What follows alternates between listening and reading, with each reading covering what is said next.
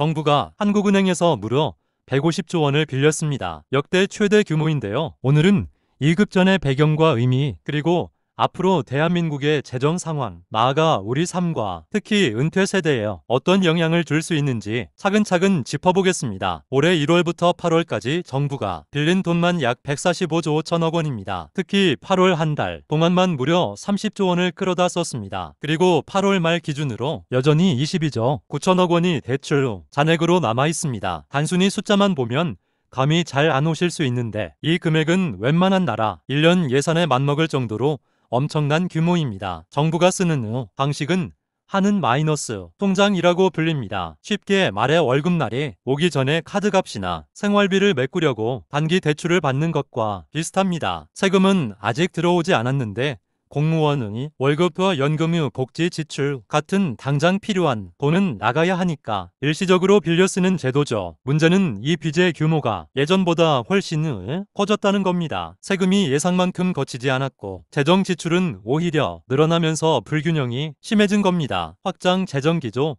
복지 확대, 경기 부양책이 원인으로 꼽힙니다. 사실 이 제도는 과거 정부에서도 존재했습니다. 그러나 이번 정부 들어 차입 속도가 훨씬 가파릅니다. 더 아이러니한 건 야당 시절에는 이런 차입을 두고 재정은 무책임이라고 비판했지만 정작 집권 후에는 본인들이 더 크게 의존하고 있다는 점입니다. 그래서 정치적 논란도 커지고 있습니다. 그렇다면 무엇이 문제일까요? 첫째, 재정 건전성 악화입니다. 국가 채무가 늘어나면 결국 국채를 발행해야 하고 그에 따라 이자 부담이 크게 늘어납니다. 둘째, 국민 부담 가중입니다. 정부가 빚을 내면 언젠가는 세금으로 갚아야 합니다. 지금은 급전이지만 결국 미래 세대와 국민이 부담하게 되는 구조입니다. 셋째, 금융시장 불안입니다. 정부 차입이 커지면 금리가 오르거나 자금시장이 불안해질 수 있습니다. 이 부분은 경제 전반의 파급력이 큽니다. 여기서 중요한 건 은퇴 세대, 실버 세대에게 직접적으로 다가오는 영향입니다. 금리가 오르면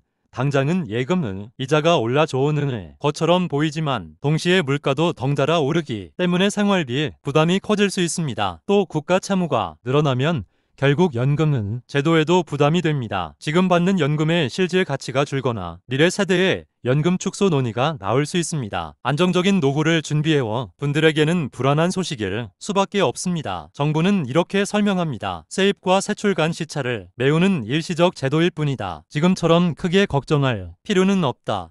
또는 확장 재정을 통해 경기 회복과 복지를 강화하겠다는 논리를 내세웁니다. 단기적으로는 맞는 말일 수 있습니다. 하지만 장기적으로 보면 그 복지 재원 자체가 결국 국민 세금과 빚에서 나오기 때문에 근본적인 해결책은 되지 못합니다. 그렇다면 이 선택은 과연 현명한 걸까요? 단기적으로는 숨통을 트이게 해주지만 장기적으로는 은퇴 세대의 연금 가치가 줄어들고 생활비 부담이 늘어날 수 있다는 지적이 많습니다. 특히 고정 수입에 의존하는 어르신들께는 예금은 금리, 물가, 세금이 동시에 움직일 때 더 큰 부담으로 다가올 수 있습니다. 결국 내 노후 자금은 안전한가? 라는 질문으로 이어집니다. 150조 원 급전, 이게 대한민국 재정의 미래를 보여주는 신호탄일까요? 아니면 단순히 일시적인 해프닝일까요? 여러분은 어떻게 생각하시나요? 오늘 영상이 도움이 되셨다면 구독과 좋아요 부탁드립니다.